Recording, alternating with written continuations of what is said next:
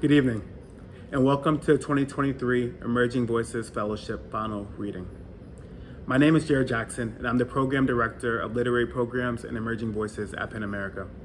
With support from TC Mann, PEN America's Literary Programs and Emerging Voices Assistant, it's been such an immense joy to work with this year's group of Emerging Voices Fellows. The Emerging Voices Fellowship provides a 5-month immersive mentorship program for early career writers from communities that have been traditionally underrepresented in the publishing world. Through curated one-on-one mentorship and introductions to editors, agents, and publishers, in addition to workshops on editing, marketing, and creating a platform, the 5-month fellowship nurtures a creative community, provides a professional skill set, and demystifies the path to publication, with the ultimate goal of diversifying the publishing and media industries. Tonight, you will hear writing from 12 fellows selected from across the country whose work explores issues and ideas including disability, immigration, gender, colonialism, industrialization, surveillance, exile, and belonging, among others. You will also hear from their selfless, insightful, and giving mentors who will introduce their mentees this evening. Before we begin, TC and I would like to thank the Yvonne and Michael Marsh Family Foundation, whose generosity helps make this program possible. We also want to thank the Emerging Voices Alumni Community and Advisory Board, PEN America staff, and the 2023 readers, final judges, mentors, workshop instructors, and visiting publishing professionals who contributed to this year's fellowship.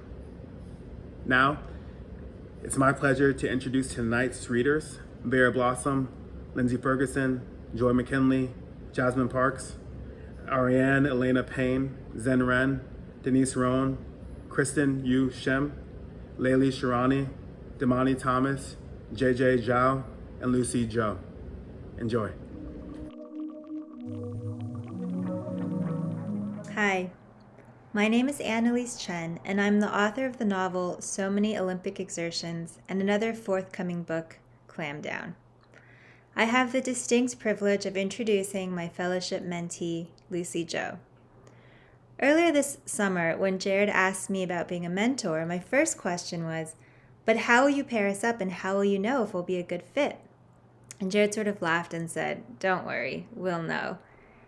And they did. Lucy was a joy to talk to every month. From this experience, I feel I've gotten a chance to know not only a super dynamic and exciting future literary voice, but also a friend. She is refreshingly candid and thoughtful, and together we were able to tap into a deeper sense of meaning, to rediscover the original spark of why we write, to push aside outside pressures that so often interfere with the true joy of writing, to remind ourselves why we sit at our desks hour after hour, or in between day jobs, or after dinner, sacrificing entire weekends to rework that sentence or that metaphor. It's because we have something to say, and it's because only we can say the thing that we're about to say. Lucy's writing has moved me with its compassion and poignancy and humor. I, for one, am waiting on the edge of my seat to hear what Lucy has to say. Hello, my name is Lucy Zhou, and I'll be reading an excerpt from my short story, We Leave No One Behind, which takes place in San Francisco, 1956. Chun Chun, the boy who never speaks during class, was born without an asshole. I know, because Ma fished him out into the bright world. Ma tells us this during Mahjong night with the other IEs who live in our building, who gather out front every weekend to drink and swallow smoke and complain about their husbands. In the cool November dusk, we sit around a wooden square table while IE dragged out from her apartment on the first floor. The mahjong tiles gleam orange under the setting sun. After 3 rounds of baijiu, the IEs can't remember whose turn it is. The conversation circles from Liu IE's aching back, to Zhou IE's new velvet pumps, to Xu IE's healthy baby girl, who Ma helped deliver after 30 hours of wailing labor. Because Ma trained as a nurse back on the mainland, people turn to her when they can't afford a hospital. To Wang IE's husband, who is apparently visiting massage parlors again. The sky purples with light pollution. I swivel my head back and forth, squinting at the outlines of stars when I hear Chen Chen's name. You know Yu Yuan's son, that Chen Chen boy, Ma says, catching Wang Yi's eye. The other Ayis nod, pursing their lips. Wang Yi twists the daily Chinese language paper in her hands. Well, about half a year after I had Lan, I got a call from Yu Yuan in the middle of the night. She had gone into labor. Let's just say that after I snipped his umbilical cord and toweled him between the cheeks, I almost had a heart attack. No pee, Yan, Mom mouths after checking that we are alone in the courtyard. We had to rush him to the hospital immediately. Zhou Yi cackles into her palm. Wang Yi smiles without teeth, momentarily appeased. Ma looks at me as if suddenly realizing that I am there. Don't tell anyone, okay, Lan, my Balbe daughter? She pats my head, and I nod, although I feel like I've missed something important. I am squeezed between Ma and Liu Ai, who has a leathery painted mouth as big as her ass.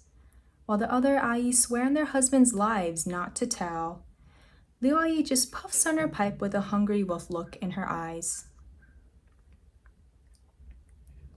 When Liu Ai goes home to the apartment below us, she tells her husband, "Can't keep a paycheck if his life depends on it," Liu Ai always moans, and the other Ayis cluck sympathetically. After Liu Ai starts snoring, Liu Shu Shu slips away to a late-night pool hall in Stockton. He promptly loses 3 months' worth of savings.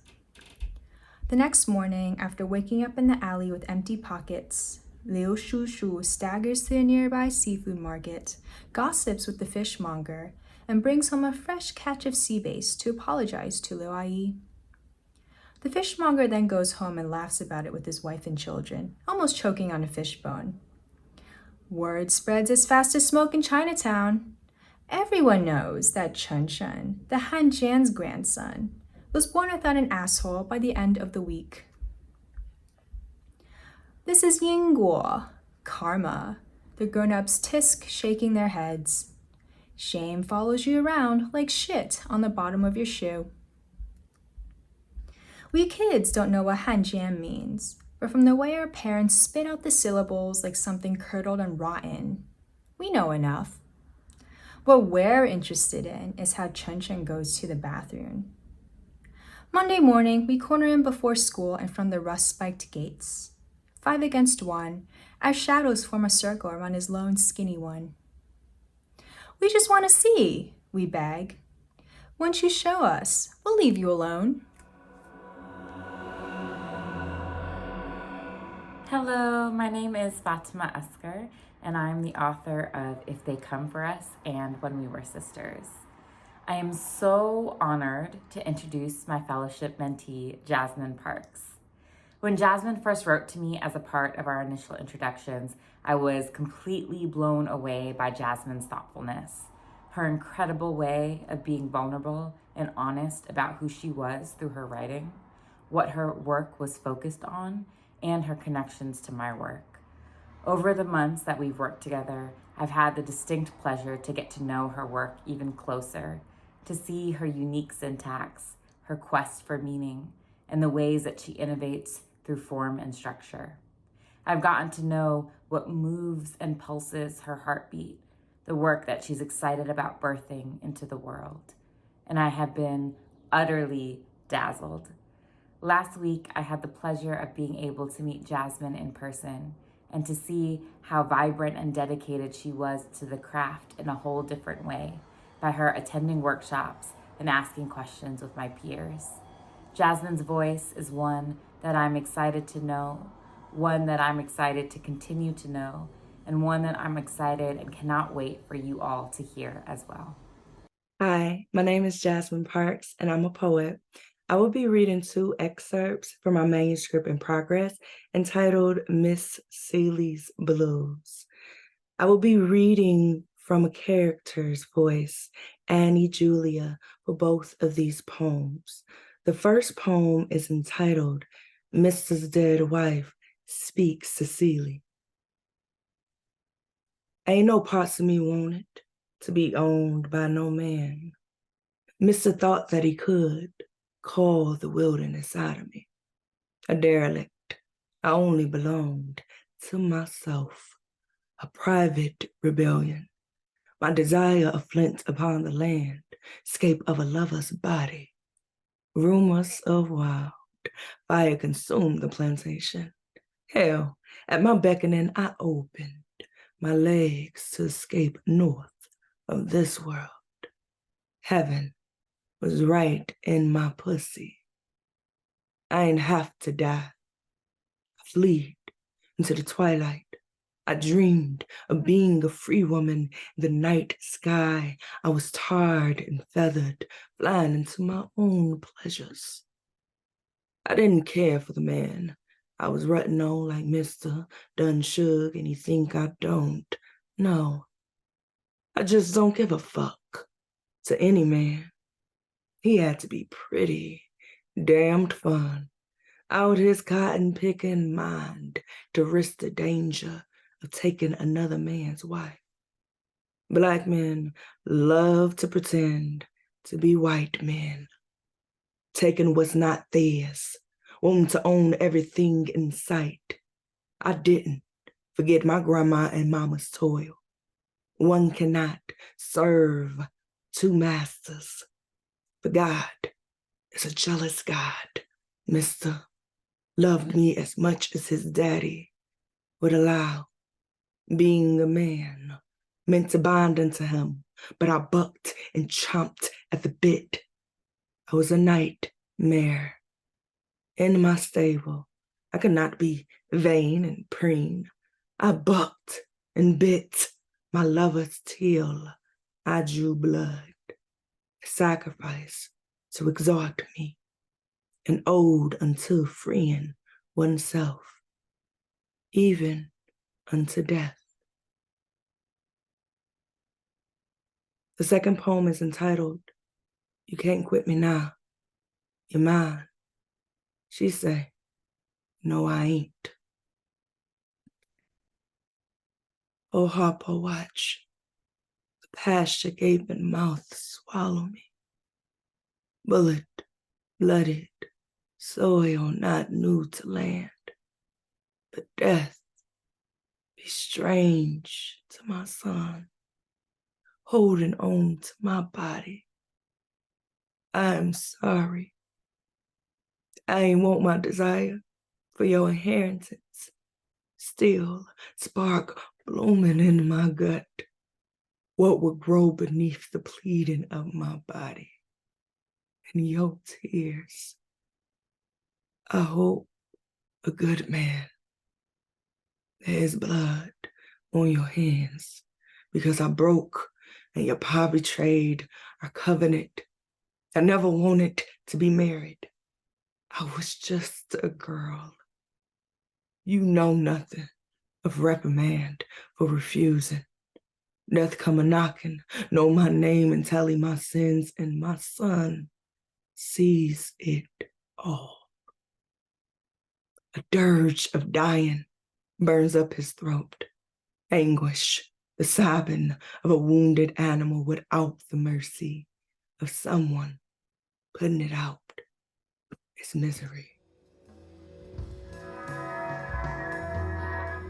Hi, I'm Thanais, and I'm the author of Bright Lines and Insensorium Notes for My People. I had the beautiful pleasure this year of mentoring a brilliant young writer, Vera Blossom, as she works on her debut memoir, How to Fuck Like a Girl. In this fascinating, irreverent, and deeply felt memoir, Vera charts her life as a young trans woman of color. What does it mean to be a girl? Can one fuck their way into womanhood?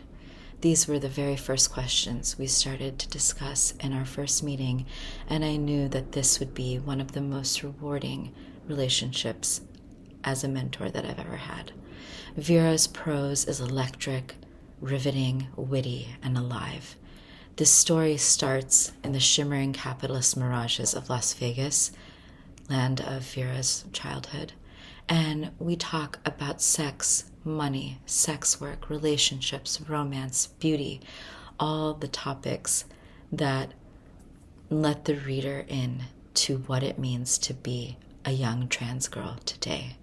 This is a fierce and necessary and moving book, and I can't wait for you to hear a glimpse of what Vera's working on, and I can't wait for this book to be out in the world.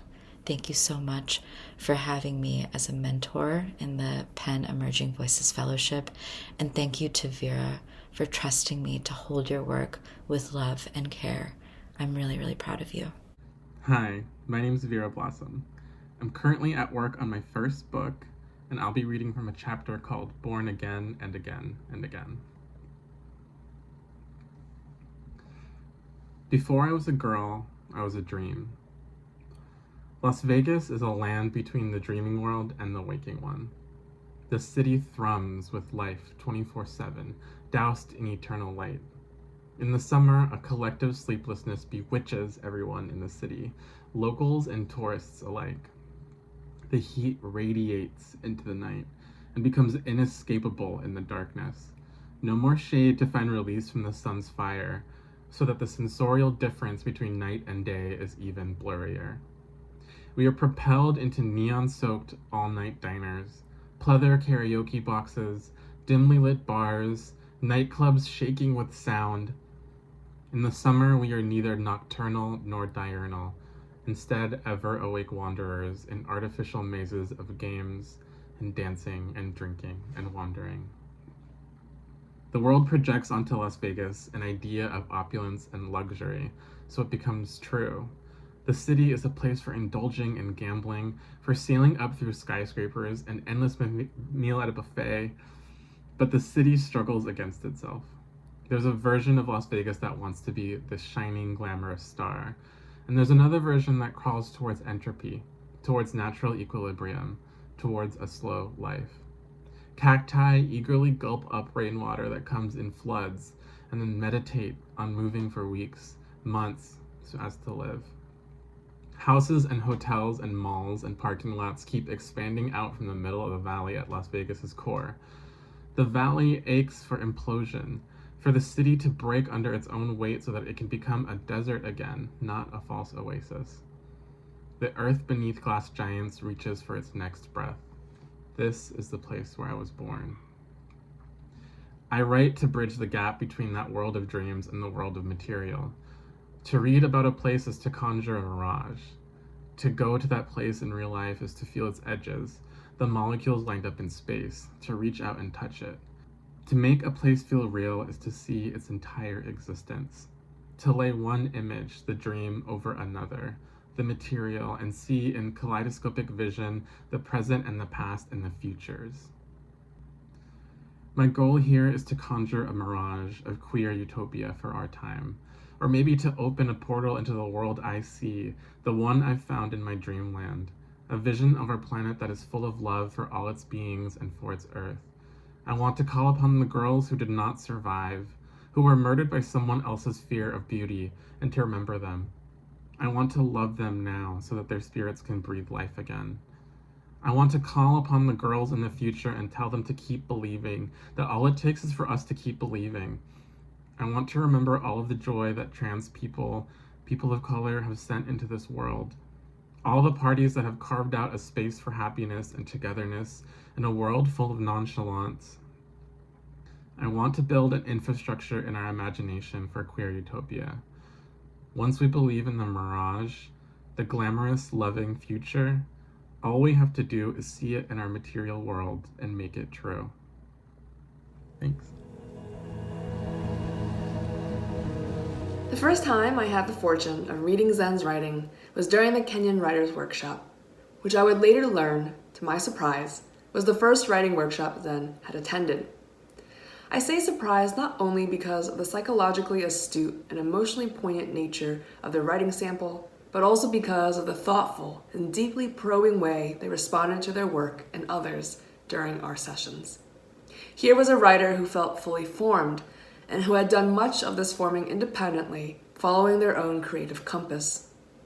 I was honored to be invited to mentor Zen during the Emerging Voices program, though how one mentors a writer so self-sufficient and resourceful, so hardworking and open to growth, is a tricky question.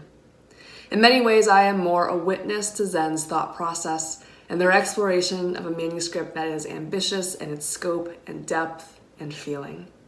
Set in a world where androids are schooled to pass as human, Exhibition combines the world building of science fiction with the psychological realism that comes from a close examination of friendship and rivalry.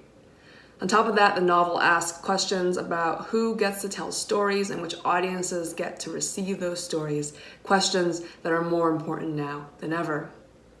I have gained so much by being Zen's sounding board. With every meeting preceded by craft questions around structure, scene writing, and plot momentum, Zen pushed me to think harder about my own writing and reading in the hopes of guiding them. Zen, I have loved our conversations over these past few months and the opportunity to dig into your manuscript. You have incredible instincts and a methodical practice, all of which make me so excited to read your stories in the years to come. Hi, my name is Zen Ren, and I'm part of the fiction cohort. This excerpt is from my novel in progress, Exhibition. The main character, Alex, and her best friend, Ellie, are in finishing school, and they're working on a play together. When Miss Hannah came up to our desks to check our notes, she squeezed my shoulder and said, "Good job, you two." I was happy to be the recipient, the cause of you two doing a good job.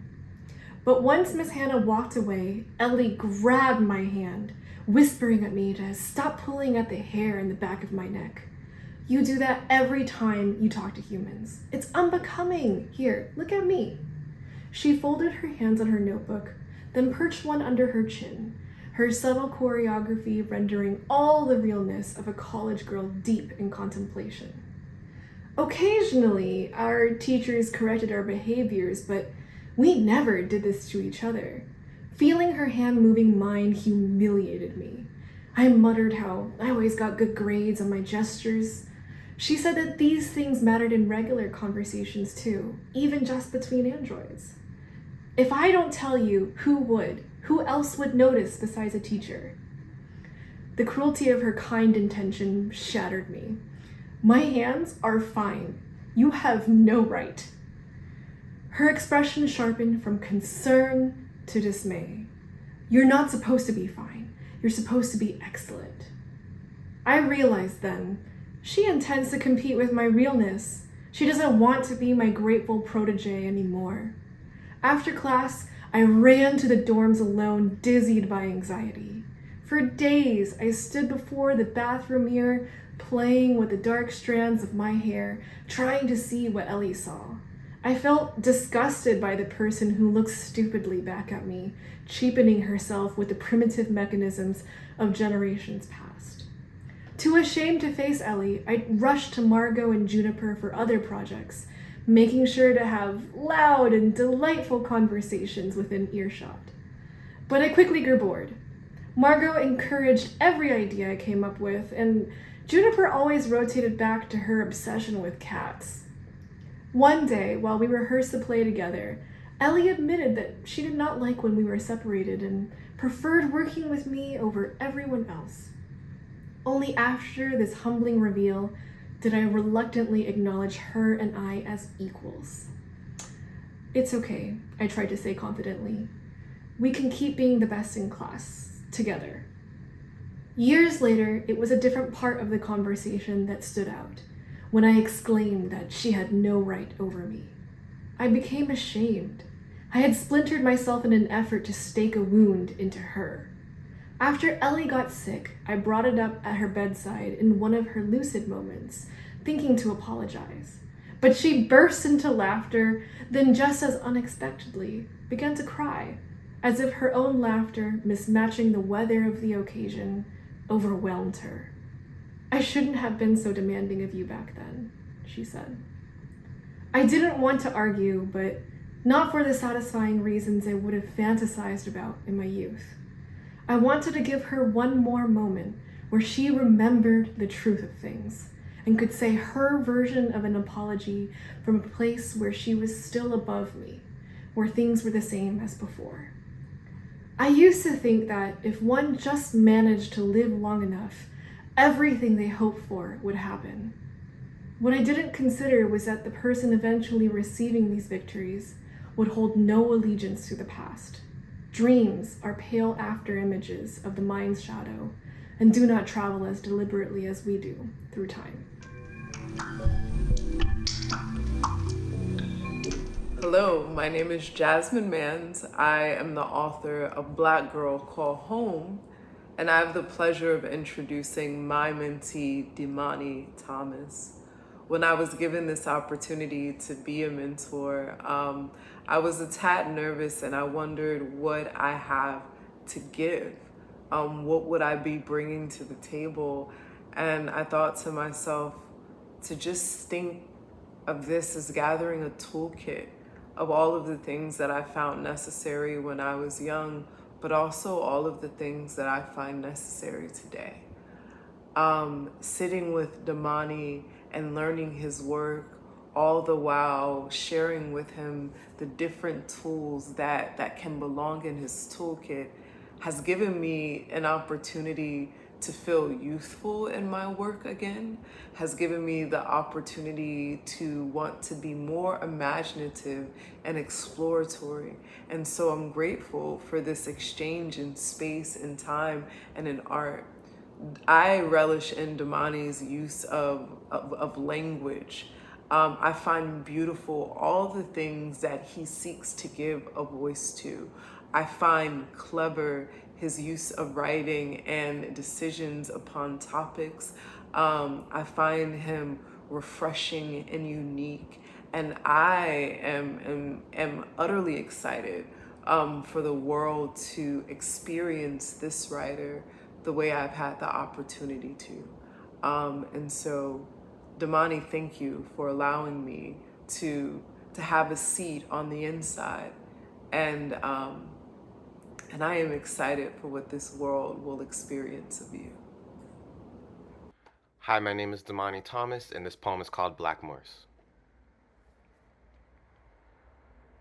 If you are reading this, I have lost myself, the same way prison suicide unknowingly, or the same way police reproduce like cockroaches. At this rate, I believe the only things left after the world ends will be borders, a violence so indigenous we'll forget what its name was, and a people whose job requires calling things objects instead of what they actually are. But I have a selfish request.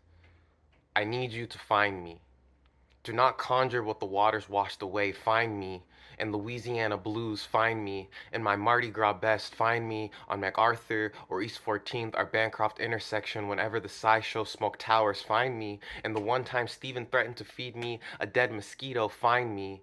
Promise you'll look for me in Piccadilly and Red Beans. Find me waving a white flag after another politician promises another policy named after a weapon of war. Find me well versed in contradiction. Find my joys and give them back. My mango Jumex, my dollar Arizona, my late night car ride, shower time length of a sad pop song, microaggression side eye.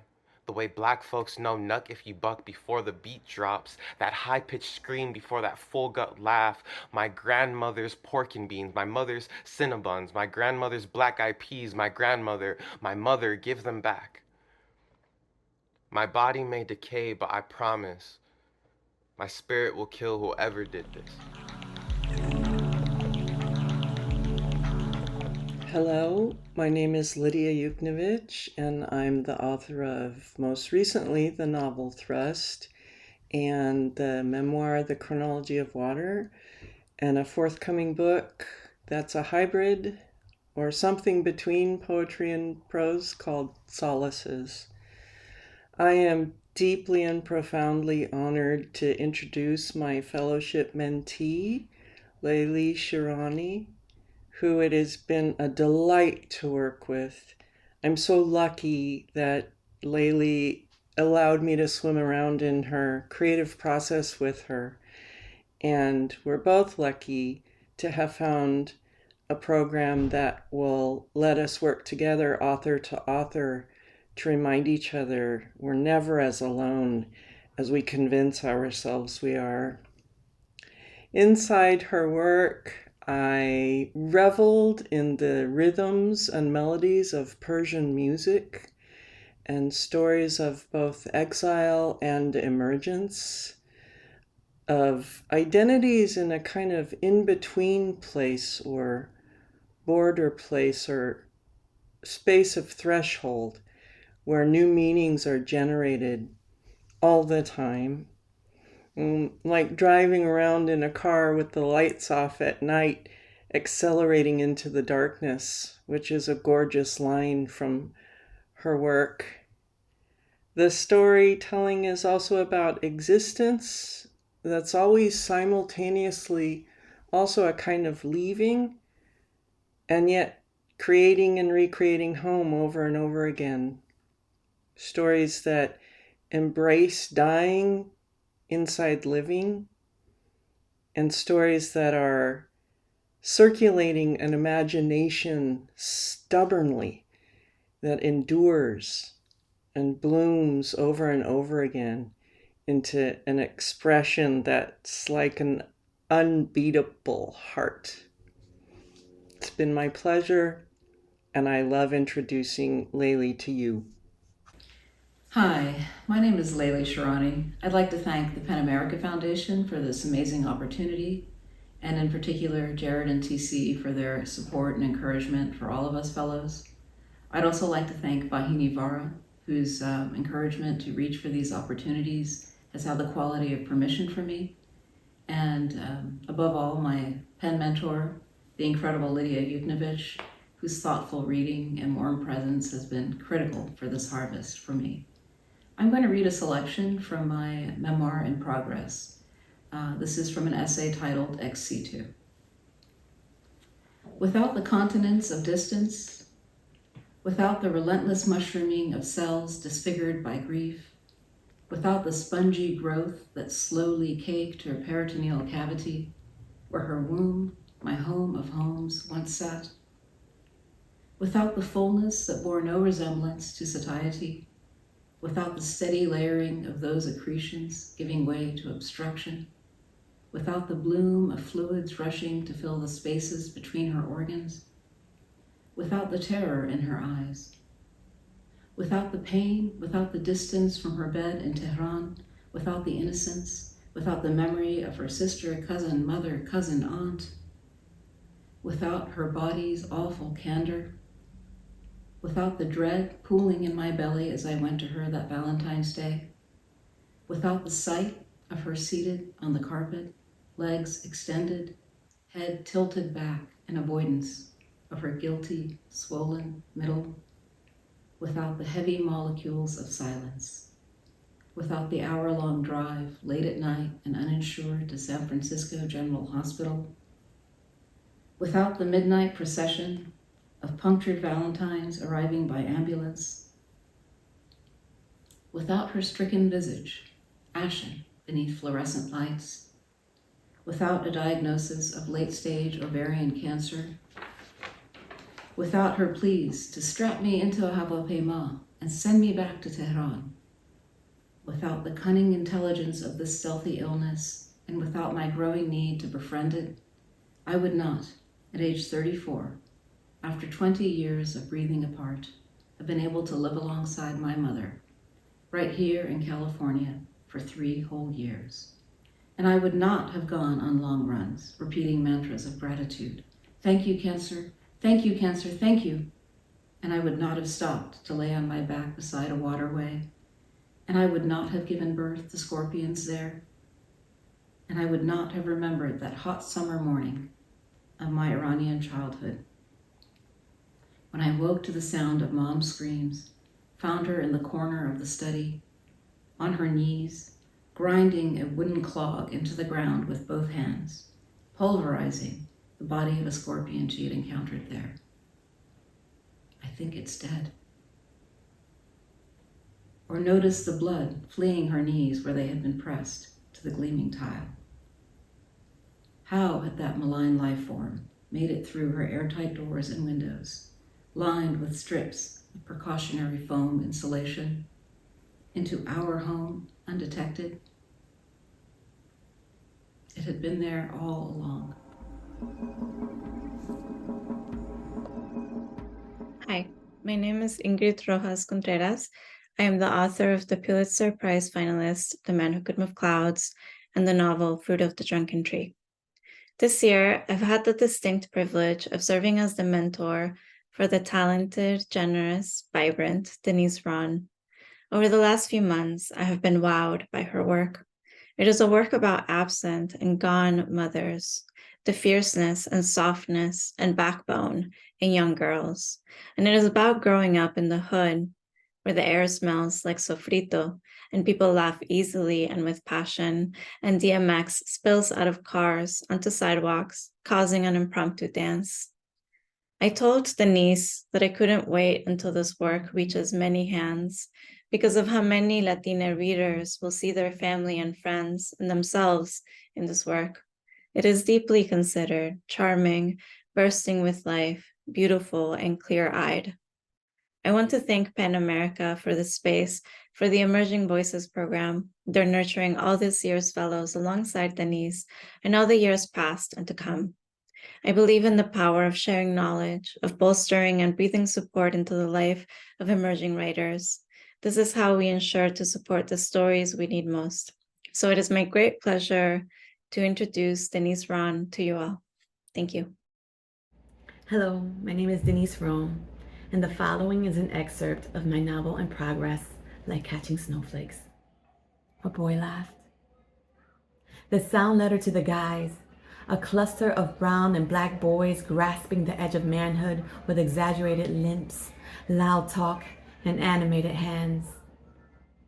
They encircled a trigueño teen with bright eyes and dimples, who held his stomach, then smacked his palm across the back of a friend. His laughter was a song she hadn't heard in so long, and so alive. It radiated out of his body and gripped her like it did now, louder and stronger than the Daddy Yankee track blaring through the rolled-down windows. Lou Rock's hands cut through the air as he shares a story with one of the guys. He's taller now, tatted and sinewy, but he still wears a plain white tee, baggy jeans, a low haircut hidden beneath the blue Yankee fitted, and still grows two deep dimples when he laughs. The guys crane their necks, captivated, arms raised high, his eyes catch hers. The space between her heart and stomach tightens. Janie! He bursts out like sunshine. He beckons and now yanks the hem of the shirt down before crossing over. Hey! A few of the guys greet in chorus, then return their attention back to Lou. Michael Pearson, country, the quietest one, pushes his glasses up his dark brown nose, a nervous tick that immediately comforts her. What up, Nell? Good morning. Sneakers looking crisp, per usual. Hey, country, thanks. Y'all out early. He chuckled. Yeah, Lou Rock just flew in and you know the black had to celebrate. He looks at the plastic bag in her hand. Getting those sofritos orders in? Always. He tilts his head. You okay? She makes her voice light. I'm good. Okay, well, if you ever not okay, I'm always down to listen. Or whoop you in a game of Tekken. Her smile deepens.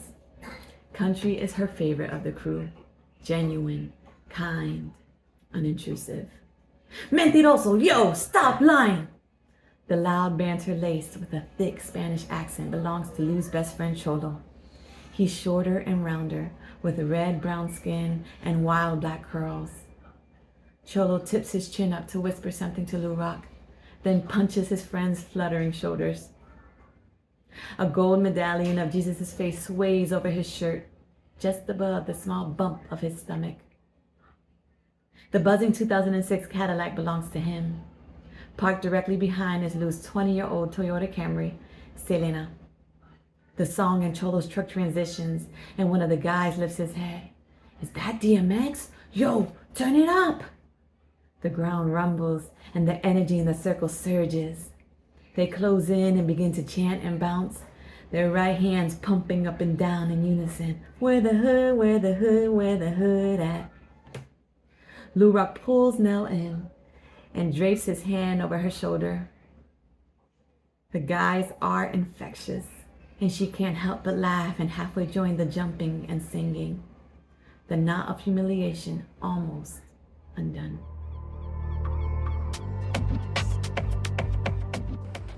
Hi, I'm Meng Jin, author of the novel Little Gods and the short story collection Self-Portrait with Ghost. It is my great pleasure to introduce Kristen Shim. Kristen is a brilliant writer with a dangerous and deeply humane imagination. To be honest, I was a little intimidated by her at first. Her email introducing herself was one of the most thorough and organized documents I've ever received in my inbox. She mentioned in it that she wanted to start writing a novel and was wondering how to go about planning and outlining. I worried that I wouldn't be able to give her what she needed, since I'm pretty bad at planning and outlining. But I should have trusted the pen team. Shout out here to Jared and TC for their amazing work. Once Kristen and I met and began to talk about her work, her process, and her hopes, it became clear that our narrative and artistic interests were uncannily aligned. I saw the intimidatingly organized email for what it was: care, intention, and hunger. I'm thrilled by the range of Kristen's work, from short surrealist stabs to patient, compassionate realism deeply rooted in Korean immigrant communities in California's Central Valley. Kristen has a wild, boundless imagination. All that organization was just an attempt to contain it. No surprise that the first story I read of Kristen's was called Hunger, a stomach-turning horror story and effortless allegory speaking to second-generation immigrant expectations, about a girl who keeps eating because she never feels full. Her novel project, Little Persimmon, is even more thrilling in its ambition, its compassion for all the members of a vast community, its attentiveness to place and land. Kristen's writing is insightful and wise, as often hilarious as heartbreaking. Getting to know Kristen has been inspiring, affirming, and totally thrilling.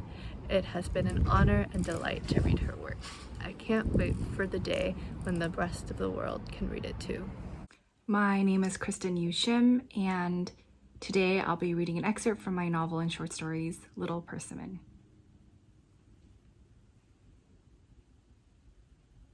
The flowers would be blooming now, if I remember right, flooding the hills, enveloping the sky. Highlighter purple, pink, and orange. As promised, a brief Eden, land of milk and honey, they said, when we were coming here to die.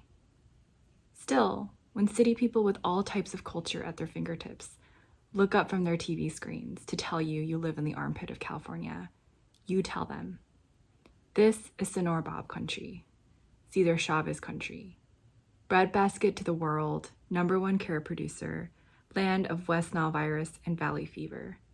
Every carrot and table grape that touches American lips comes through this valley. A man you have never met pulls into the driveway of your liquor store and asks you if you are Korean. When you nod, a sound comes from his mouth, hollow. How is Chongjip Senim and the Kims and Pastor Cho and the twins, have they grown up? From here, you know. And suddenly you remember him, the boy from the Nam family who moved away years ago. What can you tell him? They hung themselves by their bootstraps, got cancer, died in an armed robbery. Their children joined gangs, work at the same liquor store where their parents died. But instead, you look outside at these flowers with the beauty that is useless to you. The Jung's business took off, you say. The pastor's sons are doing well. One is a doctor, the other a surgeon. Can you believe that the Kim boys all grown up and married, and well married at that? His brother's running to be a senator. A senator? A council member, maybe, something political. The boy turns to you, overjoyed. He asks what he can buy with, he checks his wallet, the $20 he has. Do you not take card? If you did, he would have bought more. He selects a dusty bottle of whiskey and a paletta to get it as close to the full 20.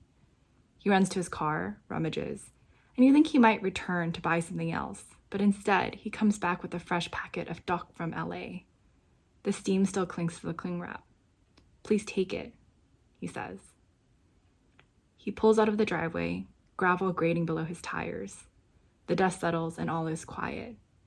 Before you rests the flat line of the field, the blue of the mountains, turning to dusk.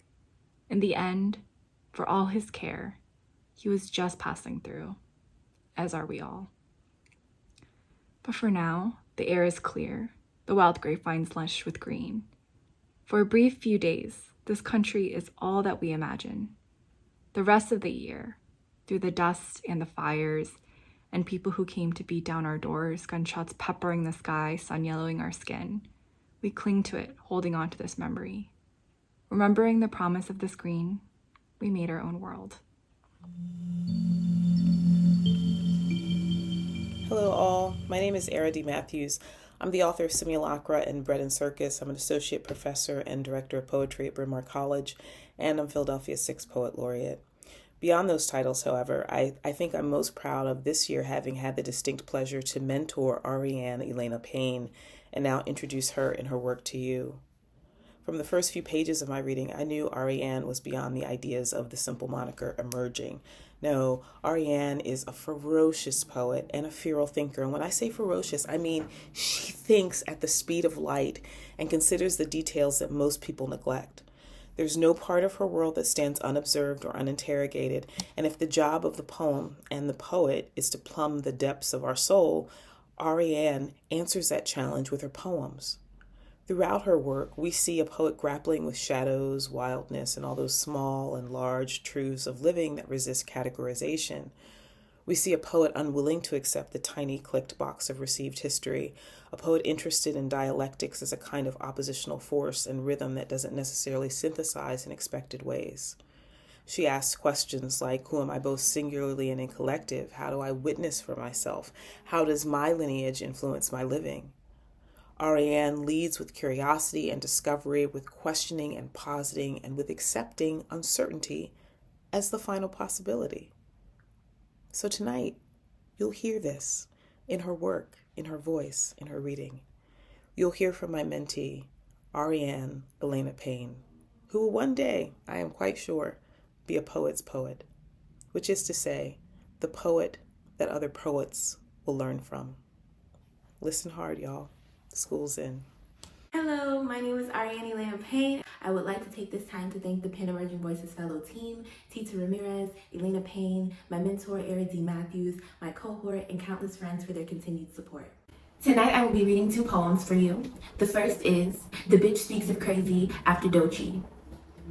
The graceful riots crown themselves crazy, a halo of Glocks, the weapons form, ready to buck, and I'm stocked up too. Some blessings can't be seen through kerosene wings. How they roll to a height my sisters in chaos can't control. Her head there, where her roots should be. Boss lady, look how she ferries the wild weight. Eyes haunting, neck gold framed as if to say, you calling me crazy? I make more sense than your whole life savings and your mama's baby. Said I'd straight die for this power. Thigh high, heel click, fierce, living, this trigger, how it flowers and leaves her eyes open, making wine of a brain. No one will visit this installation of genius. And girl, sprawled rolls of a life wet on concrete, shattered seed of me, of she. This theft is not our weakness. Even in death she won't retreat. Fires in every form. Machine, statue, ocean, her blood, a lantern, and everything disturbs air for a glimmer. Quiet as it's kept, spirits long for this life of exclamation marks. Ugly as it gets, we make stars out of crabs and burn the bucket. Could give a fuck if you don't know what this batshit means. I get to name me. A heavy blessing. The chatter signals no vanity will save us. You say insanity, and my bed is made of black comfort. Give me a swamp. I'll plant fantasy. Sweep the ground with my tail. Season salt water for fun. Make bitches with the sirens and we'll never have to run. This poem is from my sister Ariel, and it is titled Today Life is Sad. A sunroof.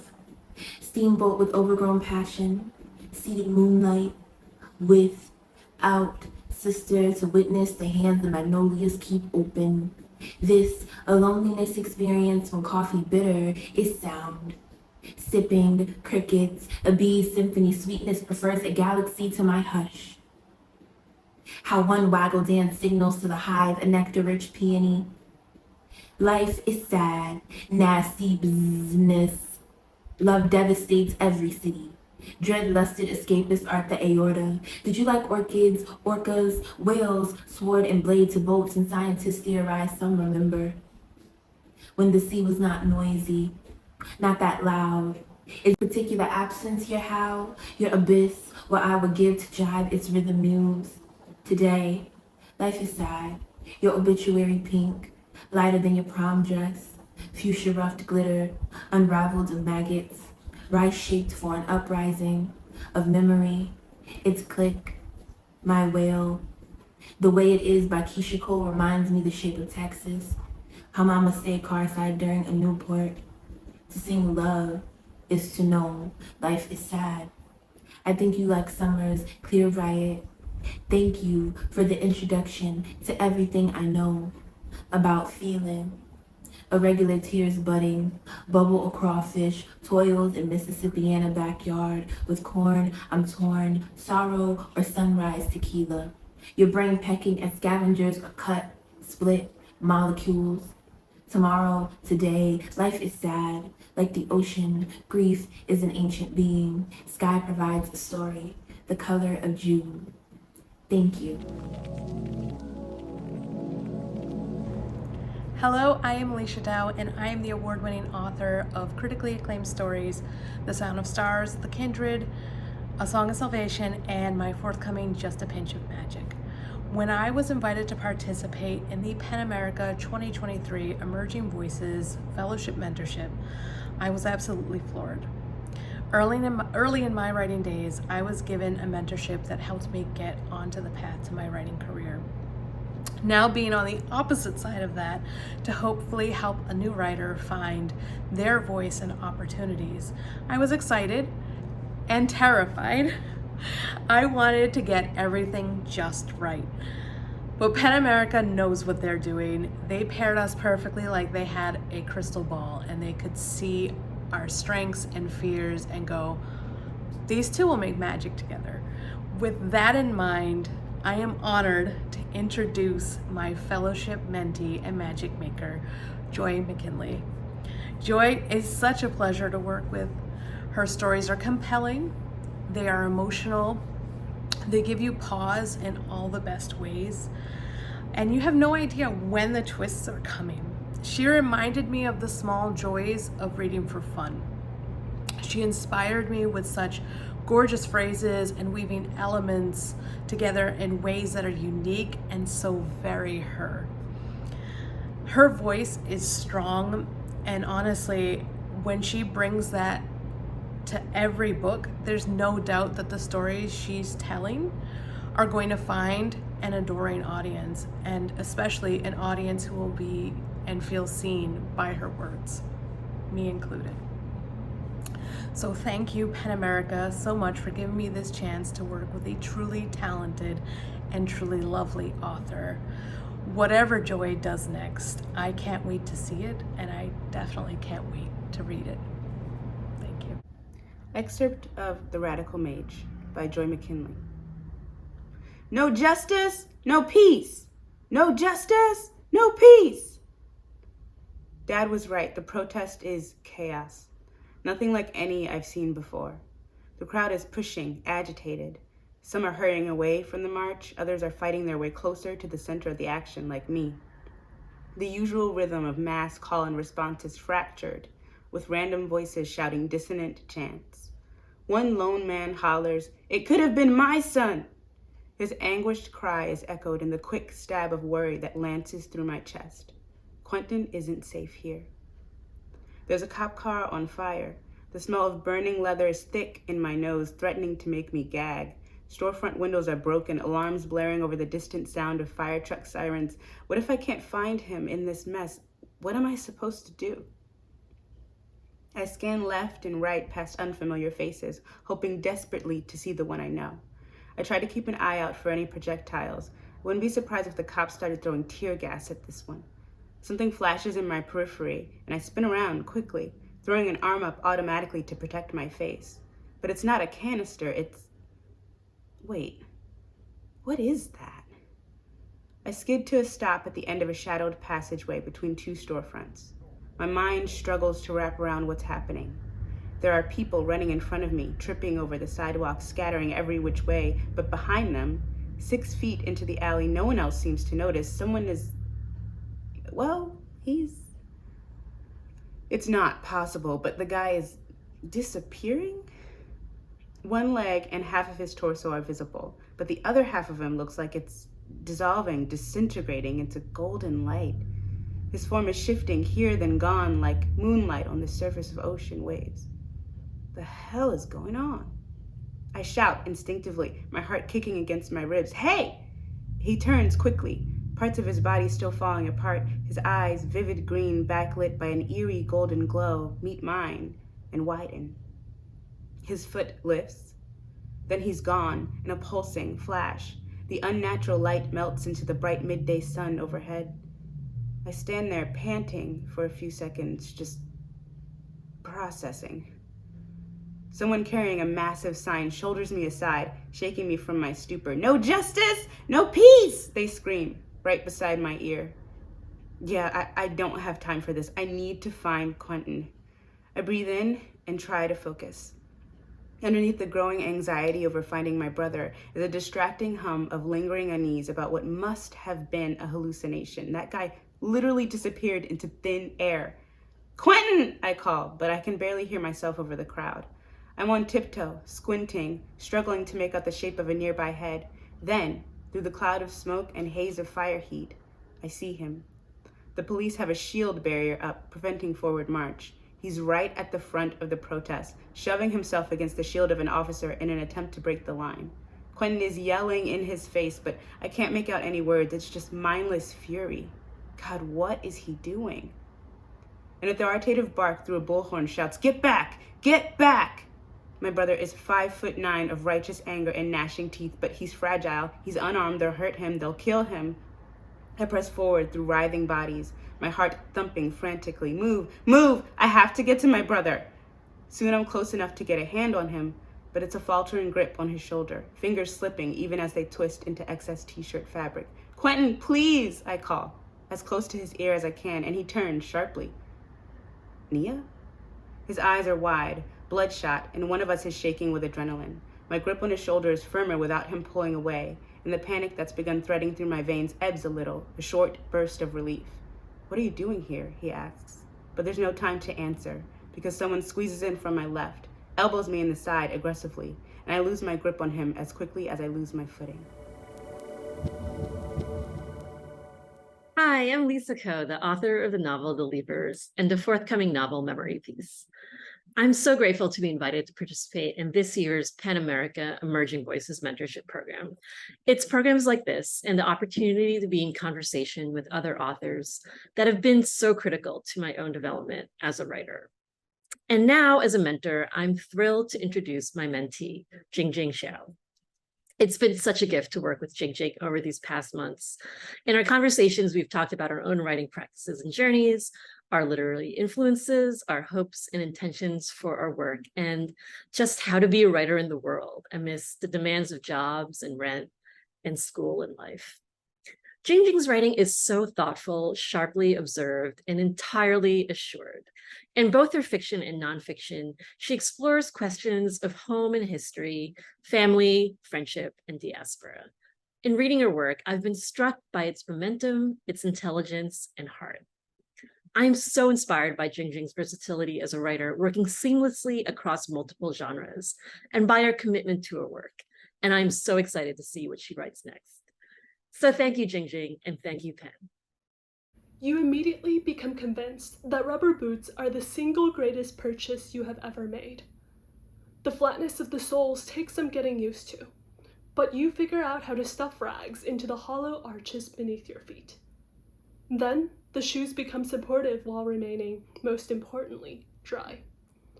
For at least a month, you make it a point to wade through the deepest part of every pothole and puddle.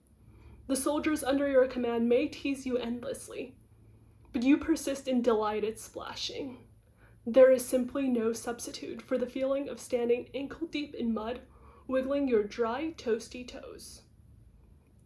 You have worn through and patched the boots twice by the time Chiang Kai-shek's forces surround the Red Army. The rubber seals serve you well as your forces split and retreat northwest into the Himalayas. Then, the earth dries overnight when you go into the Gobi Desert. One of your men, a Guiling scholar with a chipped front tooth, had been explaining rain shadows. You told him to watch his feet instead of lecturing you. He was saying something about the mountains blocking the clouds from distributing rain downwind.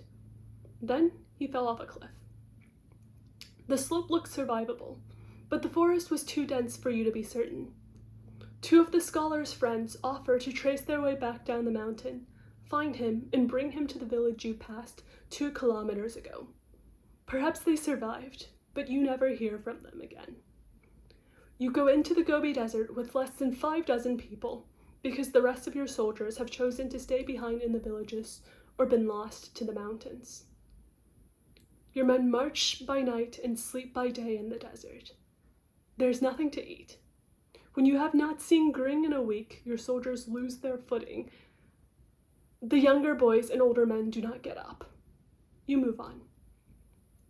By the 2nd week, you and your men have reached a tacit agreement to march on silently whenever one of you fall. The men who stop never restart walking, and your throats crack when you try to urge them up. You do not have enough moisture left to cry. When the inside of your belly rubs against your back and the wrinkled skin of your collapsed comrades begins to look faintly like jerky, you nibble at your belts. The men who cling the leather off their buckles die first. You stretch out the thin piece of meat so it lasts you 5 days. You march on 2, 3, 4 more days.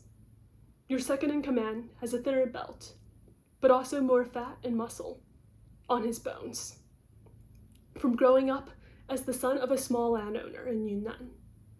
He sets the pace for the team after your steps begin to slow, and you spend the following day croaking instructions to him for reaching Huining, for regrouping with the Red Army, for which lieutenants to trust with what tasks once you regroup. You watch him lead 12 men into the sunset that evening, and then lie down in the desert cave. Nibbling on your fingers draws blood. The metallic flavor is unpleasant, but tasting anything other than spit and bile satisfies the hunger gnawing your stomach enough that you can fall asleep for the last time. You have died of starvation. Perhaps a different boot purchase would sustain you through the Gobi Desert. To reconsider your choice of footwear, go to page 12.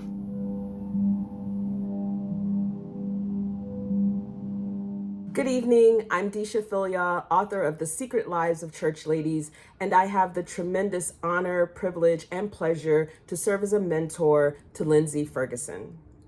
One of the many things I love and appreciate about Lindsay's work and her sensibilities is the way she resists the easy narrative choice to write judgmentally about her characters or to write her characters in ways that invite easy judgment from us as readers. Instead, Lindsay writes as a keen, compassionate observer of people and the beautiful messes we are and the sometimes not so beautiful messes we make. Now, this is not to say that Lindsay's stories lack point of view. It's that their point of view is always expansive, generous, compelling, and deeply intimate. Lindsay achieves this degree of intimacy by choosing the most delicious details, physical, environmental, and emotional details to bring her characters and settings to life. The way she writes longing and desire in particular is breathtaking. Lindsay has written stunning and carefully crafted prose already in this early stage of her writing career, so I'm excited to see how she will continue to blossom and thrive. And aren't we all the lucky ones to be able to savor her present and future stories? Hi, my name is Lindsay Ferguson, and I'm going to read an excerpt from my short story, A Simple History. 2. That time we stay up until dawn. We drink boxed wine and watch horror movies, lick salt from our fingers, and judge skinny white girls as they scream themselves silly, trip over their own feet, offer themselves up for the kill. A slow-moving psychopath who collects his victim's scalp stalks a willowy blonde through a cornfield, and she shouts the whole way, leading him straight to her. See, that couldn't be me, you say, and loose your hair, the golden brown locks fanning out behind you in all their glory. Ain't no way you're getting his hands on this. We laugh because it's true. You'd be the last one standing. No one lives at the end. You click off the TV once the credits roll, and maybe it's a mixture of all the death and alcohol we've just consumed, but suddenly your eyes are wet and your face is serious, and you ask me, what's the worst anyone's ever made you feel? I trust you, so I say. The look on my mother's face when we left the clinic that day. How she hated loud music, but twisted the dial higher and higher the entire ride home. How impossible it was to focus on disappearing into the earth while Aretha crooned about prayer and love. You trust me, so you say. The day your father found your English notebook, the one with the poem you'd written in the back, an ode to the heart-shaped birthmark at the base of your best friend's neck. How you read it out loud at the dinner table as the air left your lungs and you grasped for something to hold on to. You lift your leg and show me a colony of crescent-shaped scars now healed on the back of your thigh. I pour half of what's left in my cup into yours, and we toast to our childhood trauma. Laugh at the utter audacity of our parents. Vow to never become them. 3. That time you convinced me to chase an eclipse. It's summer. Let's go see something, you had said, a set of keys dangling from the tip of your finger. For most of the drive, I leaned my head against the passenger window of a tomato red sedan that you call Lucy. Except for when she act up, then I call her Lucifer, you say, that smile creeping at the edge of your mouth. As if on cue, Lucy gives a little shudder, but you don't even flinch. Instead, you press the gas pedal harder, convinced we can beat the moon to reach the sun. A hum of silence washes out the sound of screeching city buses and whooping from the streets, and I marvel at swaying pastures and grazing animals, the pungency of the air. I try hard not to think about what we're doing, about whether it's foolish for girls who look like us to drive alone where mostly only white folk exist, in search of something so fleeting. Eventually, you guide Lucy to a stop off a stretch of road where a crowd is gathered. Men with trucker hats shading their faces, women wearing sundresses and babies on their hips. I watch a young boy with orange-red hair and a cotton candy-stained mouth adjust a pair of glasses on his face while you spread out a blanket on the grass. We lie there for a while, side by side, splayed like starfish with our eclipse shades on. Nobody seems to notice us. When the moon finally creeps in front of the sun, you grab my hand and squeeze it, triumphant, just as the crowd comes alive.